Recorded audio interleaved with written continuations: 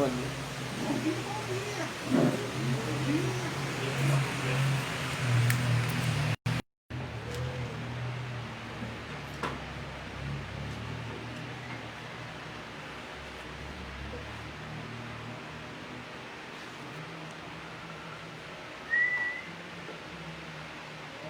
Bom dia.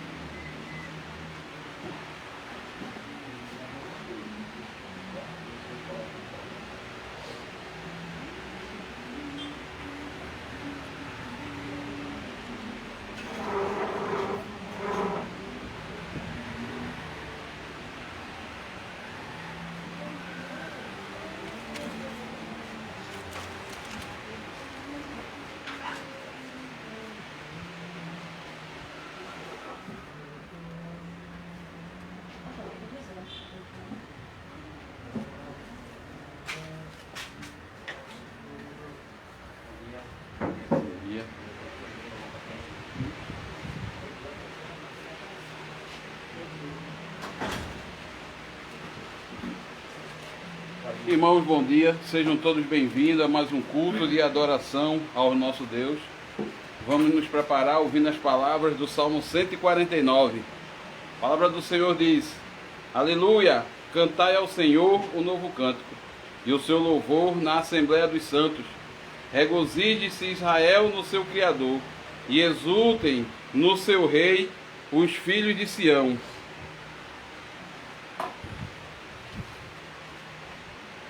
Louvem-lhe o nome com flauta, cante-lhe salmos com adufo e harpa, porque o Senhor se agrada do seu povo, e de salvação adorna os humildes. Exultem de glória os santos, no seu leito cante de júbilo. Nos seus lábios estejam os altos louvores de Deus, nas suas mãos espadas de 2 gumes, para exercer vingança entre as nações e castigo sobre os povos, para meter os seus reis em cadeias e os seus nobres em grilhões de ferro, para executar contra eles a sentença escrita, o que será honra para todos os seus santos. Aleluia! Vamos nos colocar de pé e, conforme o Salmo 124, versículo 8, fazer o nosso voto. Amada congregação do nosso Senhor Jesus Cristo, onde está o nosso socorro? O nosso socorro está em nome do Senhor, Criador dos céus e da terra. Graça a vós outros e paz, da parte de Deus nosso Pai e do nosso Senhor Jesus Cristo. Amém. Vamos cantar com alegria o Salmo 150.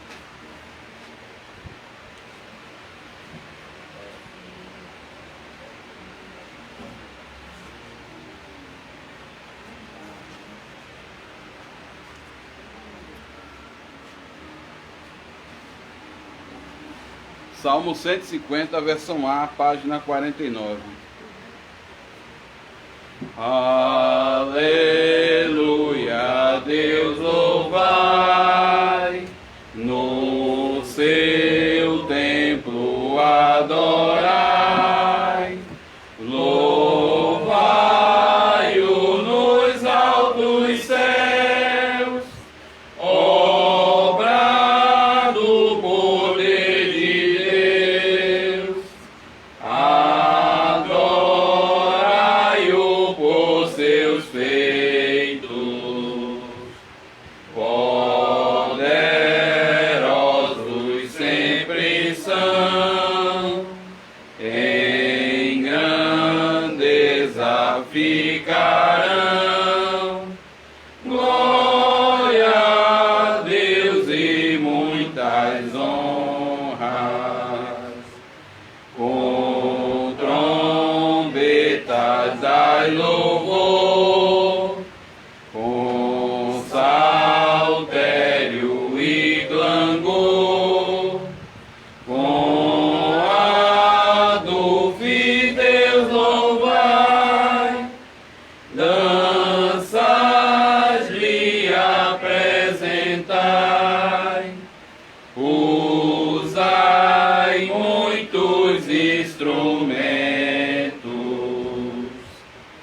altar címbalos soai, todos que respiram dai ao Senhor seus louvamentos.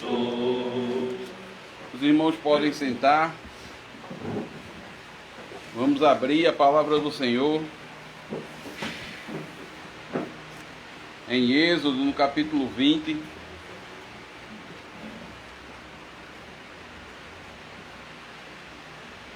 vamos ler as 10 palavras de amor do nosso Deus.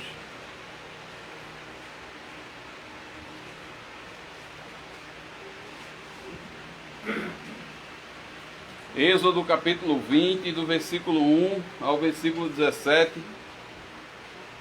A palavra do Senhor diz: Então falou Deus todas estas palavras: Eu sou o Senhor teu Deus, que te tirei da terra do Egito, da casa da servidão. Não terás outros deuses diante de mim. Não farás para ti imagem de escultura, nem semelhança alguma do que há em cima nos céus, nem embaixo na terra, nem nas águas debaixo da terra. Não as adorarás, nem lhes darás culto, porque eu sou o Senhor, teu Deus, Deus zeloso, que visito a iniquidade dos pais nos filhos, até a terceira e quarta geração daqueles que me aborrecem, e faço misericórdia até 1000 gerações daqueles que me amam e guardam os meus mandamentos. Não tomarás o nome do Senhor teu Deus em vão, porque o Senhor não terá por inocente o que tomar o seu nome em vão. Lembra-te do dia de sábado para o santificar. 6 dias trabalharás e farás toda a tua obra, mas o 7º dia é o sábado do Senhor teu Deus. Não farás nenhum trabalho, nem tu, nem o teu filho, nem a tua filha, nem o teu servo, nem a tua serva, nem o teu animal, nem o forasteiro das tuas portas para dentro. Porque em 6 dias fez o Senhor os céus e a terra, o mar e tudo o que neles há. E ao 7º dia descansou. Por isso o Senhor abençoou o dia de sábado e o santificou. Honra teu pai e tua mãe, para que se prolongue os teus dias na terra que o Senhor teu Deus te dá. Não matarás, não adulterarás, não furtarás, não dirás falso testemunho contra o teu próximo, não cobiçarás a casa do teu próximo, não cobiçarás a mulher do teu próximo, nem o seu servo, nem a sua serva, nem o seu boi, nem o seu jumento, e nem coisa alguma que pertença ao teu próximo. Vamos responder ao Senhor, mostrando a nossa total dependência em Cristo e em sua obra. E vamos cantar o Salmo 15, página 21, Salmo 15. Quem, ó Senhor, pode morar na tua casa, no teu monte? Página 21, Salmo 15. Quem, ó Senhor, pode morar na tua casa, no teu monte?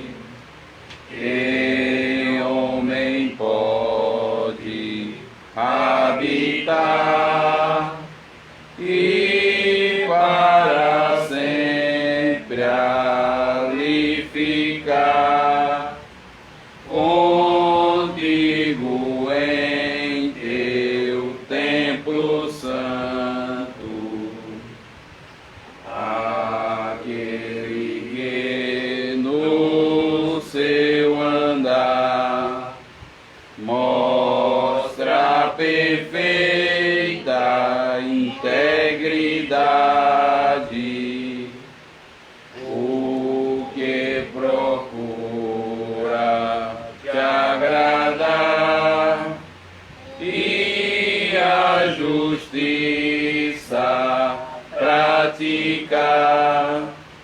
de coração fala a verdade, não prejudica ninguém, e com a língua não difama, o mal por desprezível tem, mas com respeito honra quem a Deus sinceramente ama. Quem jura sem se retirar, nem mesmo quando sofre dano, empresta sem agiota, suborno não quer aceitar, tal homem não será abalado. Vamos orar, irmãos, pedir a bênção do Senhor sobre a leitura, sobre a pregação, mas também pedir perdão ao Senhor porque nós não conseguimos ser perfeitos durante toda a semana e quebramos os seus mandamentos. Oremos. Pai querido, Pai amado em Cristo Jesus, louvado e exaltado seja teu santo nome. Te damos graças, Senhor, pela oportunidade de começarmos a nossa semana e o nosso dia em tua presença. E ainda mais quando somos confrontados com a tua lei, nós reconhecemos que não temos condições nenhuma de estarmos na tua presença, mas por causa, por meio e exclusivamente por Cristo é que nós estamos aqui, Pai, reunidos como tua igreja, nesse humilde lugar, mas na igreja fiel de todos os lugares e de todos os tempos. Louvado seja teu santo nome, porque nos guardou até aqui. Senhor, nós rogamos a tua bênção por aqueles irmãos que estão doentes. Nós estamos passando uma crise e muitos perderam seus familiares, seus entes queridos. Nossos corações em luto, Senhor, enlutados. Rogamos a tua misericórdia sobre os seus familiares. Temos muitos doentes também no nosso meio, que precisa da tua graça e do teu poder, transformando vidas, Senhor, e mudando a situação, se assim for da tua vontade. Mas sabemos que, independente de qualquer coisa, o Senhor é quem consola os corações. Seja conosco, Senhor, durante a pregação. Abençoa a nossa congregação missionária em Fortaleza, nossa congregação em Caruaru, nossa congregação em Alberto Maia. Abençoa a nossa humilde confederação, Senhor, tão pequenininha, cada igreja, cada congregação, ser com cada um de nós. Com as igrejas fiéis do nosso país, Senhor, que se esforçam para pregar o teu santo evangelho. Mas não só no país, mas no mundo. Temos igrejas, Senhor, que estão sendo perseguidas por causa do teu santo nome. Existe um ódio verdadeiro contra a tua igreja. Então, Pai, fortalece a cada um e que eles entendam que mesmo que se perder a sua vida, achá-la-ão em tuas mãos. Que o Senhor possa ser conosco na leitura e na pregação do Santo Evangelho. Que possamos ser edificados. Que o Senhor conceda a nosso irmão tudo o que é necessário para que ele possa transmitir com intrepidez a tua palavra. E assim a tua igreja seja impactada com a verdade, pois só a verdade é quem nos salva. Tudo isso para a honra, para a glória e para o louvor do teu santo nome. Amém. Irmãos, hoje nós teremos a pregação Doutrina Bíblica exposta por meio do Catecismo de Heidelberg, Dia do Senhor 41. Mas antes vamos fazer a leitura de Gênesis capítulo 2. Vamos ler do versículo 18 ao 24.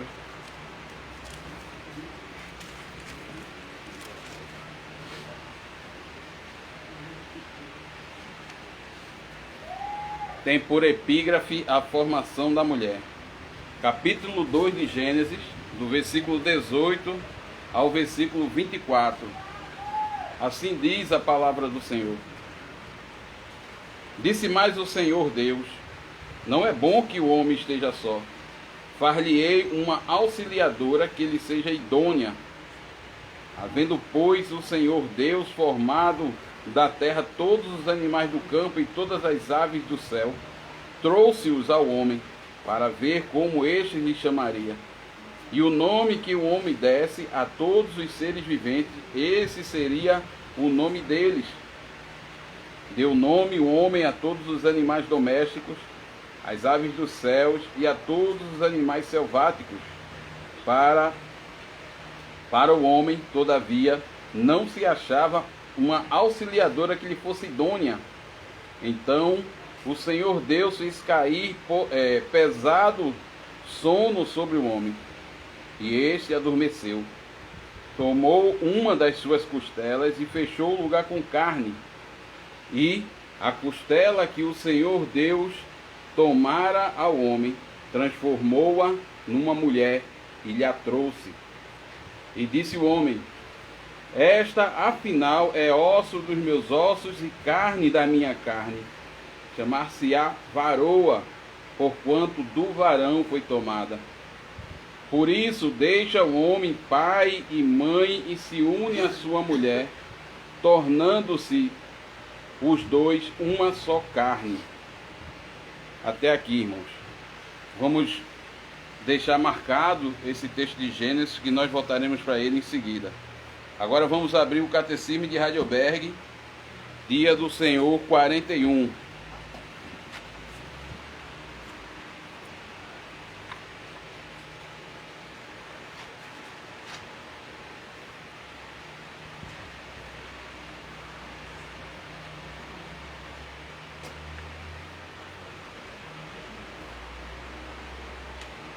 Pergunta e resposta 108 e 109.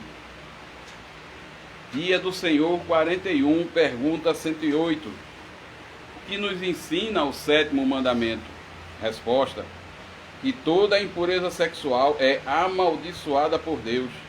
Por isso, devemos abominá-la de todo o coração e viver de maneira pura e disciplinada, tanto dentro quanto fora do santo matrimônio. Pergunta 109. Nesse mandamento, Deus proíbe somente o adultério e pecados vergonhosos semelhantes? Resposta: não. Desde que somos corpo e alma, templo do Espírito Santo. É a vontade de Deus que nos conservemos puros e santos. Por isso, ele proíbe todas as ações impuras, gesticulações, palavras, pensamentos, desejos, e tudo aquilo que possa nos induzir à impureza. Até aqui. Vamos voltar para Gênesis capítulo 2, melhor dizendo. E o nosso texto é o versículo 24 de Gênesis 2. A palavra do Senhor diz: por isso, deixa o homem pai e mãe, e se une à sua mulher, tornando-se os dois uma só carne. Ora, não, até aqui, tornando-se os dois uma só carne. Amados irmãos do Senhor Jesus Cristo e caros visitantes, na sociedade moderna em que nós vivemos, o casamento tem sido desprezado por muitos. E aí, alguns veem o casamento como algo ruim, algo que escraviza as pessoas. O casamento foi bom para a sua época, mas já está ultrapassado para nós hoje. Alguns afirmam isso. Há pessoas que se casam apenas para ver se vai dar certo, como se fosse um tipo de experiência, ou como se fosse um contrato frio que pode ser desfeito a qualquer momento. Outros vivem juntos sem se casar legitimamente. Sem falar no grande número de traições conjugais, de divórcios ilegítimos e da união entre pessoas do mesmo sexo, homossexualismo. Coisa esta vistas como normais nos nossos dias, mas contrárias à vontade de Deus revelada em sua palavra. E tudo isso é pecado contra o sétimo mandamento. O sétimo mandamento foi dado por Deus para proteger e preservar o casamento entre homem e mulher.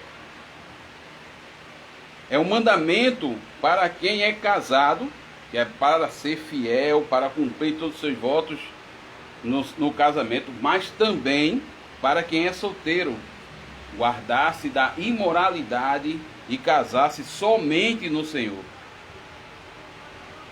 Mas o que Deus pensa do casamento? O que Ele nos ensina em sua palavra sobre matrimônio? Ele nos ensina que o matrimônio, que o casamento é uma instituição inventada por Ele, algo que surgiu em seu coração, uma coisa boa que Ele criou para o bem da humanidade. É uma aliança que deve ser honrada. Hebreus capítulo 13, versículo 4 diz: digno de honra entre todas as coisas seja o casamento, pois foi planejado e criado por Deus para refletir a sua glória e trazer alegria ao homem. E Deus nos criou, homem e mulher, à sua imagem e semelhança, ou seja, com a intenção de que haja união entre as duas pessoas de sexos diferentes, com o propósito de refletir a sua glória no domínio da criação, na geração de filhos, bem como no relacionamento íntimo de amor e companheirismo entre homem e mulher. Gênesis capítulo 1, versículo 27 e 28. Meus irmãos, foi o próprio Deus quem celebrou o primeiro casamento da história. Ele viu que isso era bom. E nós lemos sobre isso aqui em Gênesis, no capítulo 2, no versículo 18 até o versículo 24. E note que é o próprio Deus quem providencia uma esposa para Adão. Deus percebeu que o homem estava só e isso não era bom. E resolveu criar uma mulher para Adão, versículo 18. E ele viu que o homem precisava de alguém que completasse e começou a trabalhar para preparar uma esposa adequada para o homem. Então, Deus fez Adão cair num profundo sono, retira uma das suas costelas e transforma a sua mulher.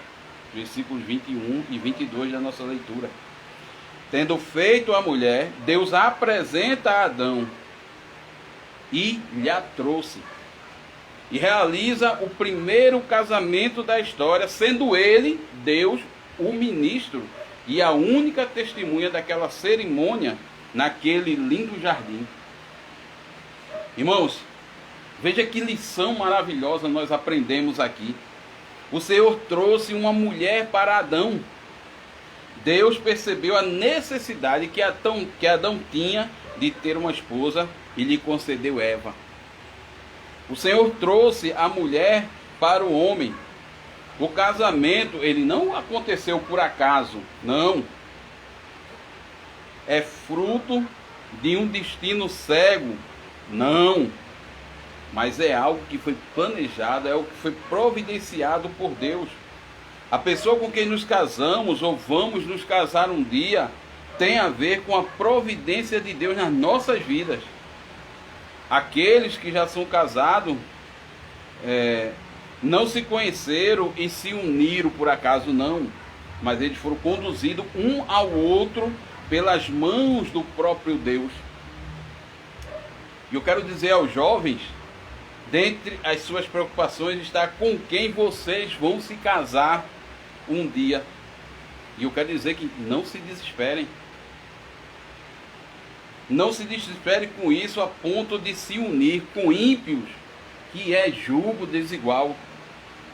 Quem segue por esse caminho mostra que falta confiança de Deus e pode colher frutos de sofrimento. O jovem cristão que almeja se casar, ele não deve fundamentar a sua escolha do seu futuro cônjuge em coisa como beleza, simpatia, posição social, mas deve se basear na fé, no amor que tal pessoa tem pelo Senhor. O cristão solteiro deve procurar um cônjuge que o edifique espiritualmente e o ajude no serviço a Deus e o encoraje a chegar com perseverança na festa de casamento do Cordeiro. A Bíblia é muito clara quanto a isso. Você pode ver em 2 Coríntios, capítulo 6, do versículo 14 ao 17, também em 1 Coríntios, capítulo 7, versículo 39. Nós devemos nos casar com alguém que, assim como nós, seja um cristão fiel ao Senhor, que ame verdadeiramente a Deus e saiba que Deus conhece as suas necessidades. Portanto, descanse na providência do Senhor, descanse na providência divina, pois o Senhor providencia a pessoa certa, na hora certa, para cada um daqueles a quem Ele deu o dom de casar. E saiba que Deus está muito mais preocupado com você. Deus está muito mais preocupado com quem você vai se casar um dia do que você mesmo. Ouça os bons conselhos dos seus pais e confie no Senhor.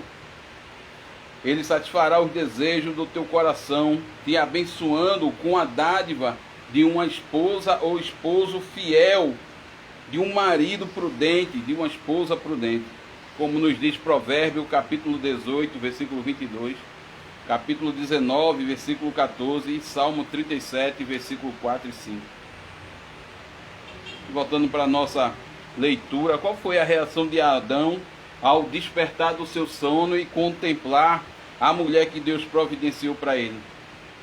Adão ficou extasiado. Ele foi tomado de grande alegria.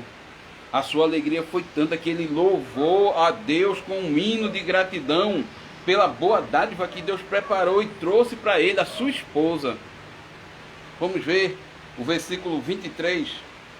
E disse o homem: esta afinal é osso dos meus ossos, carne de minha carne, chamar-se-á varoa, porquanto do varão foi tomada. Irmãos, é como se Adão dissesse: finalmente encontrei alguém que é semelhante a mim, alguém que pode dar fim à minha solidão, alguém que me completa, que pode me ajudar, alguém que se adequa perfeitamente a mim, alguém que é carne da minha carne, alguém que pertence a mim somente. Adão ficou muito alegre com a esposa que o Senhor deu a ele. E essa mesma alegria que contagiou a Adão deve se manifestar em todos os casamentos. Essa alegria se manifesta quando vemos o nosso cônjuge, que é um presente de Deus para nós. Nós devemos nos alegrar no nosso cônjuge e dar graças a Deus pela pessoa que Ele colocou na nossa vida. Nós sabemos que essa alegria e satisfação no cônjuge só é possível quando Cristo é o Senhor das nossas vidas e de nosso casamento. É possível quando a palavra de Deus guia o nosso casamento. Deus não só instituiu o casamento e providenciou uma esposa para Adão, mas Ele também nos aponta em sua palavra o caminho para se obter a alegria e a harmonia no casamento. Então, se você deseja um casamento feliz, é preciso seguir o plano e os princípios de Deus que Ele estabeleceu para o casamento. Vamos ler mais uma vez o versículo 24 e veja o que Deus diz nele. Por isso, deixa o homem, pai e mãe, e se une à sua mulher, tornando-se os dois uma só carne. Então o Senhor aqui deixa bem claro que no casamento o homem deve deixar o seu pai, a sua mãe e se unir à sua mulher. Precisamos atentar para o significado dos dois verbos importantes aqui para a gente poder entender o plano de Deus para o casamento. O verbo deixar e unir-se. Então, o que é que significa deixar pai e mãe? Isso serve para o homem e a mulher? Sim, isso serve para o homem e a mulher. O que é que Deus quis dizer com deixar? Literalmente significa abandonar. É a mesma coisa que Jesus pediu para os seus discípulos: deixar pai e mãe por amor a Ele e ao seu reino. Então a mesma coisa acontece no casamento. Esse deixar significa romper um relacionamento que é temporário. O relacionamento de pai e filho é um relacionamento temporário, para estabelecer um relacionamento que será permanente. O relacionamento de marido e mulher é permanente. Então, deixar aqui indica que a relação familiar mais importante não é essa relação de pai e filho, ou mãe e filha, mas é a relação de marido e mulher. Abaixo de Deus, o nosso cônjuge se torna o número 1 depois que nós casamos. Então, quando alguém se casa, ele não pode mais manter com os seus pais o mesmo relacionamento de dependência emocional, de dependência financeira e de proteção que ele tinha antes de se casar. Isso não quer dizer que os recém-casados vão abandonar os seus pais, deixando de honrá-los e respeitá-los. Não, não é isso. Eles vão cuidar dos seus pais até atender aos seus bons conselhos. Mas os pais, eles não podem mais interferir no seu casamento. Agora, eles estão formando uma nova família. E é importante que tanto os pais quanto os filhos que estão aqui presentes entendam o que significa esse deixar, para que não colha sofrimento depois. Pois muito casamento tem problemas e se acabam por não entenderem e praticarem esse deixar de maneira correta. Infelizmente, em nossa sociedade moderna, essa relação entre pai e filho é a mais significativa no convívio familiar do que a relação entre marido e mulher. Os pais de hoje, com frequência, eles vivem por seus filhos. Eles se dedicam demais aos seus filhos. Eles gastam a maior parte do seu tempo e da sua energia em função dos filhos. É claro, irmãos, que os pais devem cuidar dos seus filhos, os pais devem dar carinho, devem dar atenção. Mas tenha cuidado para que isso não esteja acima do seu relacionamento com o seu cônjuge. Infelizmente, muitos casamentos não se mantêm porque um cônjuge não se alegra. Infelizmente, muitos casamentos se mantêm não porque um cônjuge se alegra com o outro, mas por causa da presença dos filhos no casamento. A coisa mais prejudicial que os pais podem fazer a seus filhos é construir um casamento em torno deles. Por outro lado, o maior presente que um pai e uma mãe podem dar para os seus filhos é sendo um bom marido e uma boa esposa. O que os filhos precisam ver são pais que saibam viver como pais, principalmente como marido e mulher. E isso vai encorajar os seus filhos a deixar a sua casa um dia para se casarem e também constituírem uma família, a sua própria família.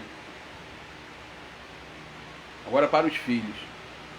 Filhos, entendam que os seus pais não devem viver em função de vocês, mas em função de um para o outro. Sejam sábios em fazer todo o possível para ajudar os seus pais a viverem um para o outro. Pais, agora é o pai. Pais, compreendam que o deixar faz parte do plano de Deus. Deixem os seus filhos construir em paz as suas famílias. Preparem os seus filhos desde cedo a deixarem o lar sem nenhuma complicação quando a hora deles chegarem. Os filhos podem ser uma alegria para os pais, e na verdade são. Os filhos são uma alegria para os pais, mas não podem ser o fundamento da alegria no casamento. E outra palavra, o outro verbo importante é o verbo unir-se.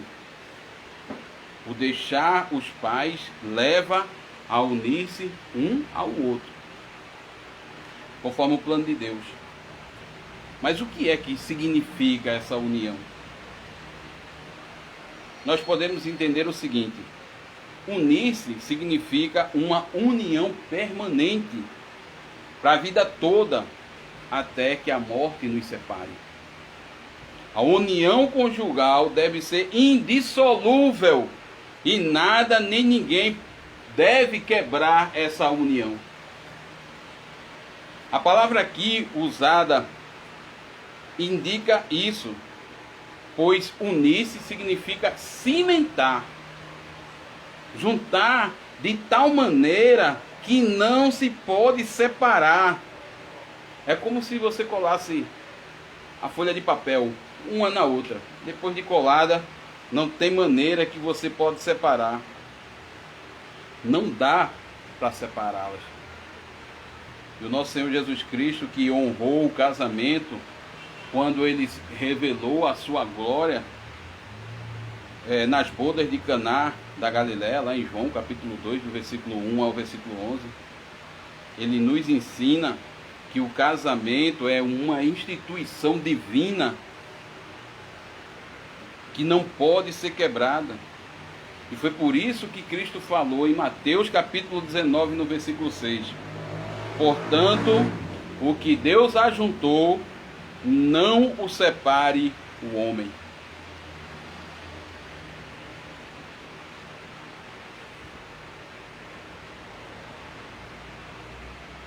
Não está escrito, irmão, não até que os parentes os separem, não até que as discórdias os separem, não até que as dívidas os separem, mas até que a morte os separe.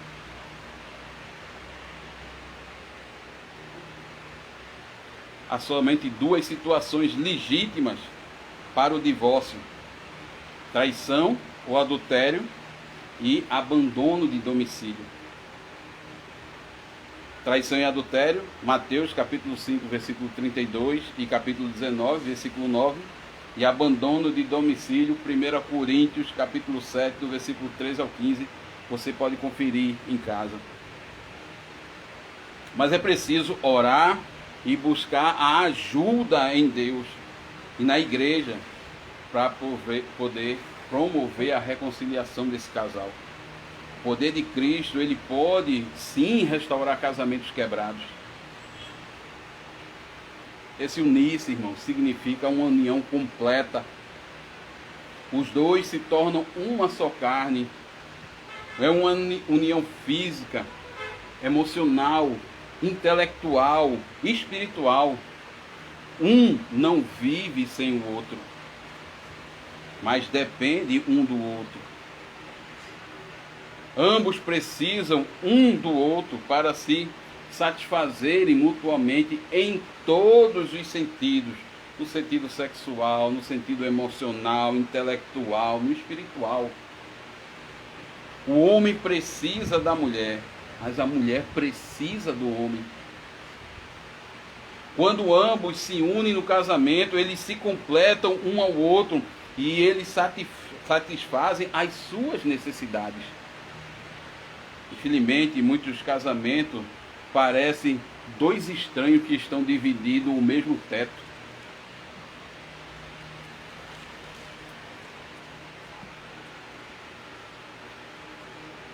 Mas, irmãos, esse não é o plano de Deus. Esse não é o plano de Deus para o casal cristão. Deus quer que homem e mulher tenham o mesmo alvo, que sigam o mesmo caminho, que participem junto das mesmas alegrias, das mesmas tristezas e ajudem um ao outro a chegarem junto a Jerusalém espiritual, a Jerusalém celestial. Unir-se significa companheirismo e cooperação. Deus uniu o homem e a mulher para ter filhos, satisfazerem um ao outro, mas também para serem amigos, ajudarem um ao outro em todas as coisas. Deus criou a mulher para ser a companheira adequada do homem. Ela lhe é dada para completá-lo, para dar-lhe toda a assistência. O que é uma mulher segundo a Bíblia? Por que ela foi criada? O que é que ela deve fazer? A mulher foi criada como a ajudadora do homem, versículo 18.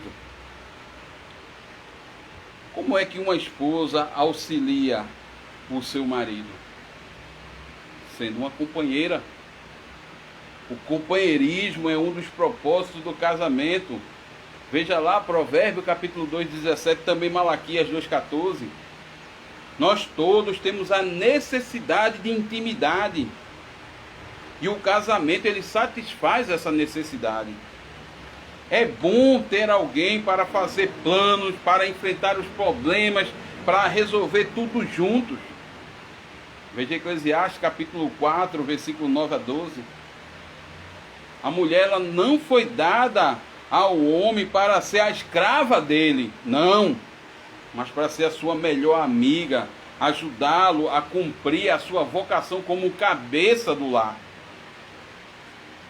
O homem, por sua vez, deve receber a sua esposa com alegria, amá-la, respeitá-la, como Cristo ama a igreja. Nós ouvimos acerca dos princípios bíblicos que devem reger a nossa conduta cristã na área do casamento. Nós aprendemos esses princípios sob bondade e a sabedoria de Deus. A sua sabedoria nos dá instruções sábias que, se obedecidas, elas trarão paz e felicidade aos nossos casamentos. A sua bondade em nos ter criado homem e mulher para desfrutar da beleza do sexo dentro do casamento. E Deus nos ensina em sua palavra que sexo é bom e ele deve ser desfrutado plenamente dentro do casamento. A relação sexual é um dom precioso que Deus dá ao marido e à mulher. Eles não devem se envergonhar disso, mas eles devem dar graças a Deus pela bênção da sexualidade e desfrutar dessa boa dádiva com prazer, como nos diz Provérbios 5, do 15 ao 19 e Eclesiastes 9, 9. É realmente uma grande bênção quando um homem e uma mulher, eles caminham juntos e vivem um relacionamento de amor, de companheirismo, segundo a vontade de Deus. A Bíblia nos ensina como é maravilhoso e sublime o caminho do homem com uma mulher. Veja o que diz Provérbios, capítulo 30, versículo 18 e 19. Há 3 coisas que são maravilhosas demais para mim. Sim, 4 que não entendo. O caminho da águia no céu, o caminho da cobra na penha, o caminho do navio no meio do mar e o caminho do homem com a sua donzela. O sábio que escreveu essas palavras queria dizer que os 3 primeiros exemplos, a saber, o caminho da águia, o caminho da cobra e o caminho do navio, ajuda a entender o maravilhoso caminho do homem com a sua mulher.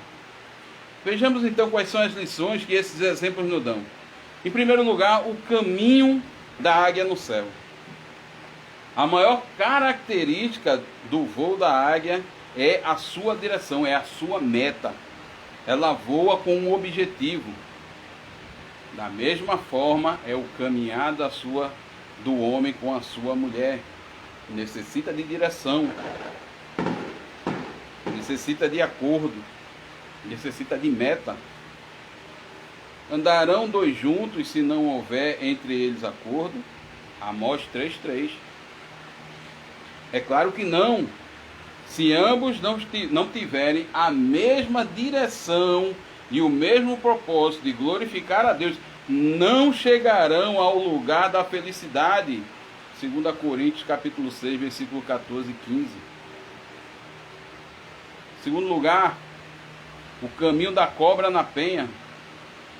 O fascinante no caminho da cobra na penha é o fato de não se encontrar pecada, nem racho, nem qualquer indício da sua passagem. Trata-se, portanto, de uma passagem limpa, sem marca ou sujeira. Assim também deve ser o caminho do homem com a sua mulher. O caminho limpo, o caminho puro, o caminho santo. Se, no entanto, houver qualquer marca ou sujeira pelo caminho, saiba que o sangue de Jesus nos purifica de todo pecado, e se a Ele confessarmos os nossos pecados. 1 João 1:7, 8 e 9. Em terceiro lugar, o caminho do navio no meio do mar. Na época do Antigo Testamento, quando ainda não havia essa bússola, o marinheiro no meio do mar, sem avistar a terra, ele se orientava pelo céu. Isso é uma bela descrição para o caminhar do homem com uma donzela, com uma jovem. Se ambos tiverem a necessária preocupação e o interesse de se deixar guiar pela palavra de Deus, certamente o homem e a sua donzela acharão a terra firme da vontade de Deus. Quando nós nos deixamos guiar pela palavra de Deus em nossos relacionamentos, certamente teremos uma vida feliz e abençoada. Salmo 128. Amados irmãos em Cristo, aceitemos o bom e sábio plano de Deus para o casamento. Que Cristo seja o centro da sua família. Permitam que a bússola do Senhor, a bússola da palavra de Deus, oriente o seu barco do seu casamento em meio às tempestades da vida. Se Cristo está no barco com você, não precisam temer o amanhã, nem as aflições do tempo presente. Jesus lhe dará graça, Jesus lhe dará força para viverem um para o outro e ambos para Deus. Com Cristo no centro das suas vidas e dos seus casamentos, certamente vocês encontrarão o porto seguro da felicidade no mar revolto dessa vida. Amém. Irmãos, vamos louvar ao Senhor.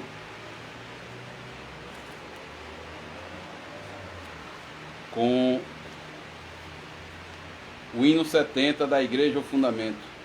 Página 74, hino 70.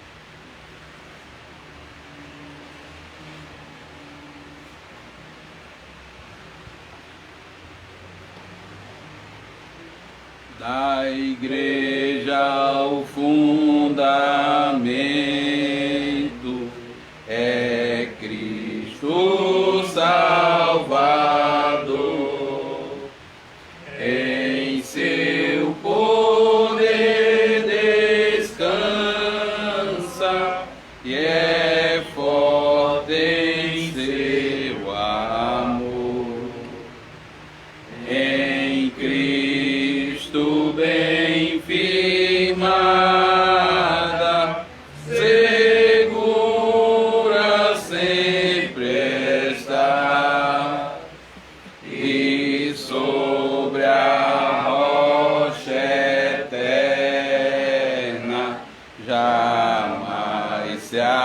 abalará. A pedra preciosa que Deus predestinou sustenta pedras vivas que a graça trabalhou. E quando o monumento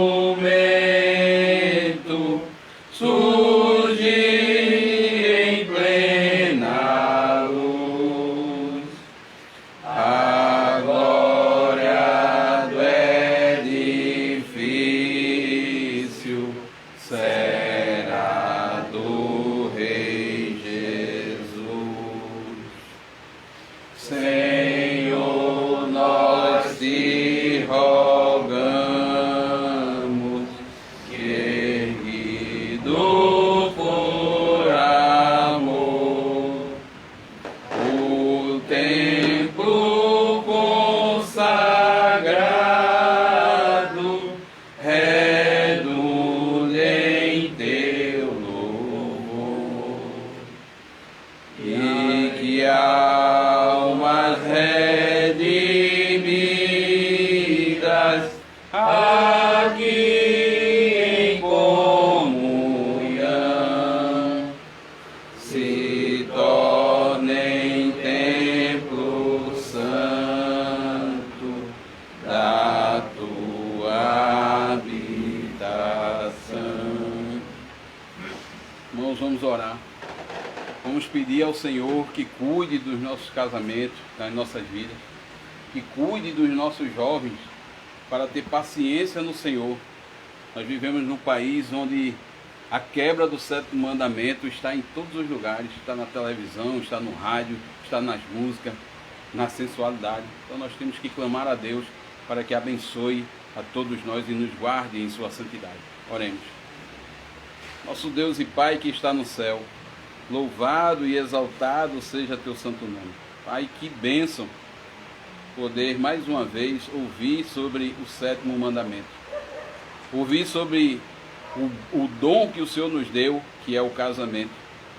E como é maravilhoso vivermos em amor, em harmonia dentro do casamento, com respeito mútuo, com a liberdade que nós temos, com o presente com o presente da sexualidade que o Senhor nos deu, e também nos honra com o dom de sermos pais.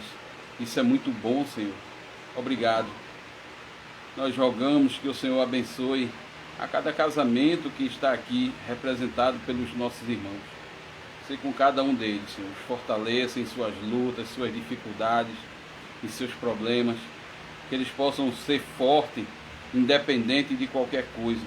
Que o Senhor possa conceder a alegria de ter uma auxiliadora e conceder às irmãs a alegria de ter um cabeça no lar para cuidar dela e de sua família. Não importa, Senhor, se é uma família só de dois. O Senhor é Deus e o Senhor cuida e o Senhor ama e guarda. Também, Senhor, queremos rogar sobre os nossos jovens para que eles entendam o que é o sétimo mandamento, que eles entendam o que é a liberalidade do sexo dentro do casamento, e não se apressem e não se precipitem para o amor. Eles possam ser guardados por Ti, Senhor, orando e buscando uma auxiliadora, buscando alguém que possa ser fiel. As irmãs possam buscar maridos fiéis, homens temente a Ti, para ter um lar sadio, para ter um lar feliz, onde o amor seja um bom exemplo. Não é fácil, Senhor.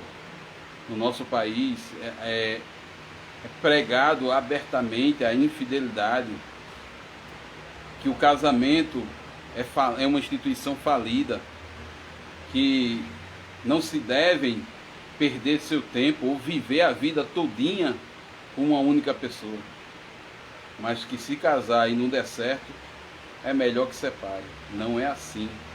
O Senhor não nos chama a isso. O Senhor nos chama a termos vidas até o final dela, e que única e exclusivamente a morte nos separe. Então que esse dom, essa graça, essa bondade esteja presente em nossas vidas e também na vida dos nossos filhos, dos jovens da igreja, para que no futuro eles sejam o exemplo da igreja, com o Senhor no meio de cada casamento. A palavra diz que o cordão de 3 dobras é mais difícil de se quebrar. Então louvado seja teu nome por isso. Nós te oramos e te agradecemos em nome de Cristo. Amém. Irmão, chegou o momento de demonstrarmos a nossa gratidão por meio das nossas ofertas. Enquanto o nosso irmão Marcílio recolhe as ofertas, vamos cantar o Salmo 115, não a nós, Senhor, mas ao teu nome dar glória. Página 40, Salmo 115.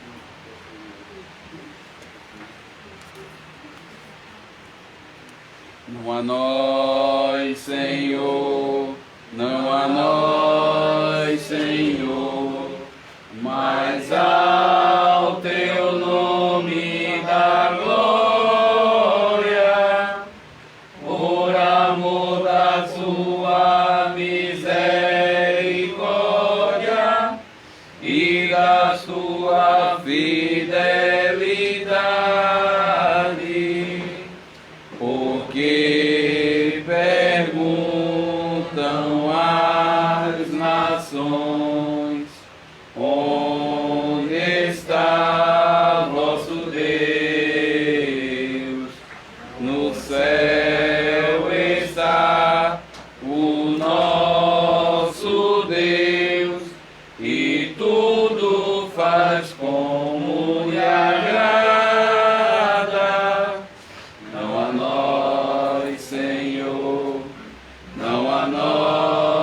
Senhor, mas ao teu nome da glória, por amor da tua misericórdia e da tua fidelidade, porque confiam as nações em ouro, prata e riquezas, e se afastam do Senhor, que é fonte de todas as bênçãos. Não a nós, Senhor, não a nós, Senhor, mas ao teu nome da glória, por amor da tua misericórdia e da tua fidelidade. Vamos nos colocar de pé, vamos fazer a última oração e em seguida recebermos a bênção do Senhor. Oremos. Santo Deus e poderoso Pai que está no céu, louvado e exaltado seja teu santo nome. Que alegria, Senhor, podermos em nosso país ainda de portas abertas cultuar teu santo nome. Poder proclamar as tuas verdades. Poder mostrar a essa nação que existe um Deus verdadeiro no céu, que criou todas as coisas, mas que governa e que cuida. E que o mais breve possível voltará para buscar a sua igreja e assim vivermos vidas sem pecado, não só hoje, mas eternamente. Obrigado, Senhor, pelas ofertas aqui devolvidas. Concede a cada irmão a bênção de poder trabalhar para sustentar a sua família, mas para também, com liberalidade, ajudar e devolver aquilo que te pertence, para sustentarmos o ministério da palavra, mas também o socorro da misericórdia.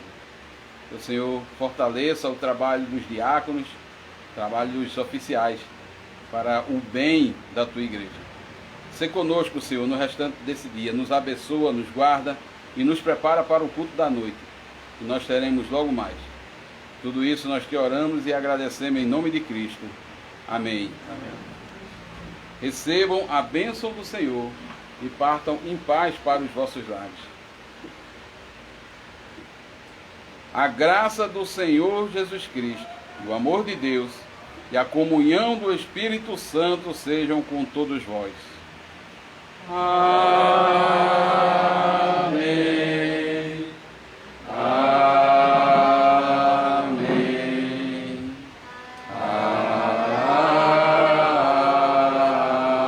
Amém. Os irmãos podem sentar. O sermão foi preparado pelo pastor Elisandro Rabelo. Nós teremos o culto hoje, logo mais, às 18 horas. Será transmitido daqui da congregação de Beberibe com o pastor Alexandrino Moura. Desejo a todos que estão em seus lares que tenham uma boa tarde e até mais tarde no culto da noite. Deus os abençoe.